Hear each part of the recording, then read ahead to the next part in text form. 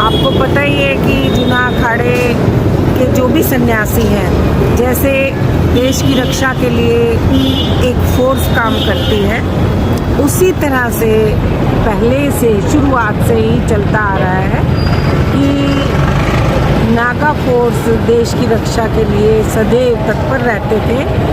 और अखाड़ों में वह मल्ल युद्ध जैसे एक्सरसाइज वगैरह जो आज हम लोग कहते हैं, तो वो अखाड़ों में संत लोग किया करते थे।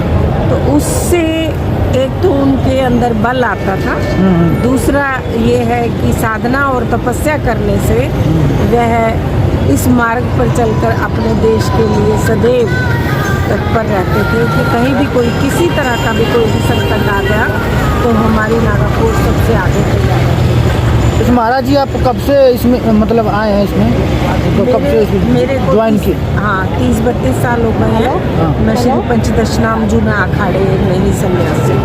महाराज जी, एक बात बताइए, जैसे महाकुंभ मेला क्यों लगता है, दर्शक जानना चाहते हैं? महाकुंभ इसलिए लगता है कि जब देवताओं ने समुद्र मंथन से अमृत कलश निकला था, तो अमृत कलश को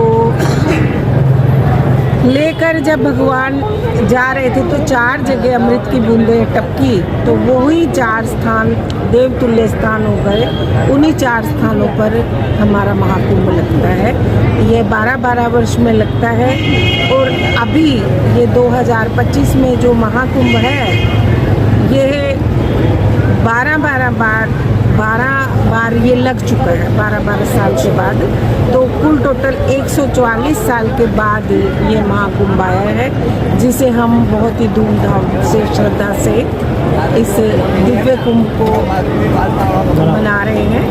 तो आप जानते ही हैं कि हमारे मुख्यमंत्री यहाँ के योगी जी ने इस बार सबसे अलग हटकर इतना कार्य किया है कि आज तक कोई भी प्रधानमंत्री, कोई भी मुख्यमंत्री कुंभ की सेवाओं को देखने के लिए कभी नहीं आए। लेकिन योगी जी लगातार पैदल सभी अखाड़ों में जाकर सभी साधु संतों से मिले हैं और उन्होंने वहाँ की व्यवस्थाओं को देखा। जहाँ भी किसी चीज़ की कमी को महसूस किया, उसे उन्होंने दूर करने की कोशिश की कि साधु संतों को किसी तरह का भी, आने वाले भक्तों को भी किसी तरह का कोई कष्ट ना हो और धूमधाम से हम इस कुंभ पर्व को अच्छे से मनाएं। आपसे योगी जी का मुलाकात हुआ है? नहीं, अभी मुलाकात नहीं हुई है। हमारे गुरुजी की भेंट हुई है। गुरुजी से अभी 3 दिन पहले भी वो आए हैं तो मीटिंग हुई थी। मेरे गुरुजी जो हैं संरक्षक हैं जूना अखाड़ा के, श्री महंत महाराज, तो मैं उनकी शिष्या हूँ। महाराज जी बताइए, अखाड़ा कितने हैं? यहाँ पर 13 अखाड़े हैं और एक अखाड़ा, किन्नर अखाड़ा मिलाकर 14। क्या महाराज जी, अखाड़ा का मतलब क्या होता है? मैंने अभी आपको पहले बताया, जो हमारे नागा योद्धा वहाँ पर जिस तरह से साधना करते थे, तपस्या करते थे, और वहाँ पर नागर इकट्ठा रहकर, जैसे आप देखते हैं कुश्ती करना, दंगल करना, ये सब सीखना, जिसमें अपनी बॉडी को एक्टिव रखते थे, उसी को अखाड़ा कहते हैं, जिसमें सभी साधु संत एक साथ। नागा साधु का अर्थ क्या होता है? नागा साधु किसको कहेंगे? नागा संत जो हैं, आप देखेंगे कल कि नागा सन्यासी जिसको सर्दी ना सताए, ना गर्मी सताए, सिर्फ भाव है तो सिर्फ भक्ति का, भगवान की साधना का, और उनको तो अपने शरीर से कोई लेना देना, भभूति लगाना और भभूति के वस्त्र पहनना और नागा जाकर गंगा स्नान करना, ये आप परसों की शाही में देखेंगे। तो बताइए महाराज जी, जो शाही स्नान होते हैं, जो मतलब कौन शाही स्नान यहाँ पे होने वाले हैं, किस तारीख को होने वाले हैं? पहला शाही स्नान 14 तारीख को मकर संक्रांति पर है और दूसरा स्नान 29 जनवरी को मौनी अमावस्या पर है और तीसरा स्नान बसंत पंचमी पर्व पर है। शाही स्नान का अर्थ क्या होता है? शाही स्नान इंसान क्यों करें, इसके बारे में बताइए। शाही स्नान में आप देख रहे हैं कि हमारे साधु संतों की जो परंपरा है उसके विषय में सभी भक्तजन जान सकते हैं। उस टाइम का जो वातावरण होता है कि जो देव योग इस टाइम पर बनता है, जैसे कि इस बार सुबह 5 बजे का समय मिला है शाही स्नान का, तो ये वही समय रहेगा जब देव योग होगा। अच्छा। उसी में ही ये स्नान होगा। बोलिए महाराज जी, जैसे आप लोगों को इसमें ज्वाइन करने के लिए क्या होना चाहिए? मतलब बोलने के नाते सन्यासी जो नागा साधु बनते हैं उसमें कैसे हम फीमेल जुड़ में, सकते हैं? फीमेल में हाँ। जी, मेन प्रोसीजर है सेम जैसा पुरुषों के लिए है, हाँ। उनमें थोड़ा सा अलग है सिस्टम, थोड़ा सा माइयों में अलग है। क्या अलग है? सन्यासिनियों में। क्या अलग? तो लेकिन ये है कि सन्यासिनी माइयाँ या संत हमारे गृहस्थी नहीं होते हैं। अच्छा, हाँ जी, कि दोनों बाल ब्रह्मचारी ही होते हैं सब। सभी लोग शादी नहीं करते जी, हैं? जी, जी। अच्छा अच्छा। तो इस बार के जो महाकुंभ 2025 में लगा है महाराज जी, कैसा लगा यहाँ के, कैसा इस बार तैयारी है वो बताइए थोड़ा। सबसे अलग, हमने बहुत सारे कुंभ देखे हैं लेकिन इस बार बहुत ही भव्य और दिव्य कुंभ, सबसे अलग, इतनी अच्छी व्यवस्था है कि मैंने अभी आपको बताया कि योगी जी खुद पैदल पैदल चलकर सारी चीज़ों को बहुत अच्छे से देख रहे हैं।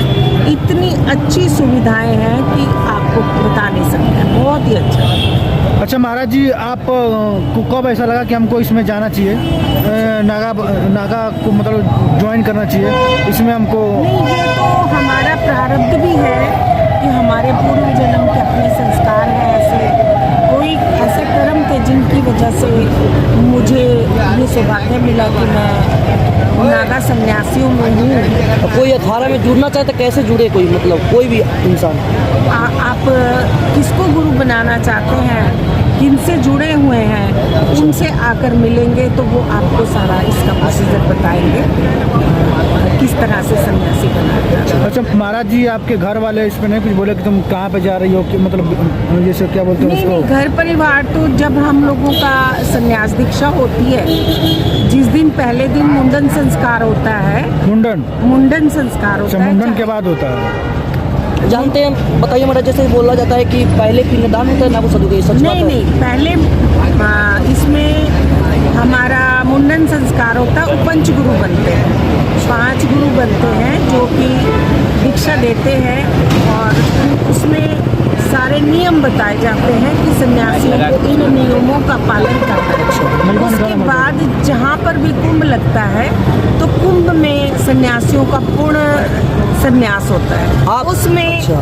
सभी पारिवारिक रिश्ते जितने भी हैं हमारे, मामा मामी, चाचा चाची, दादा दादी, नाना नानी, मम्मी पापा, भाई बहन, मम्मी पापा, बुआ फूफा, सभी के पिंड दिए जाते हैं। अच्छा, जीते जी, चाहे वो सभी लोग जिंदा हैं तब भी उनके पिंड देने हैं और सबसे लास्ट में फिर अपना पिंड देना है। अच्छा महाराज जी, इसमें पिंड देने का मतलब हमारे दर्शकों को समझाइए थोड़ा सा डिटेल में। पिंड देने का मतलब यहाँ पे होता क्या है?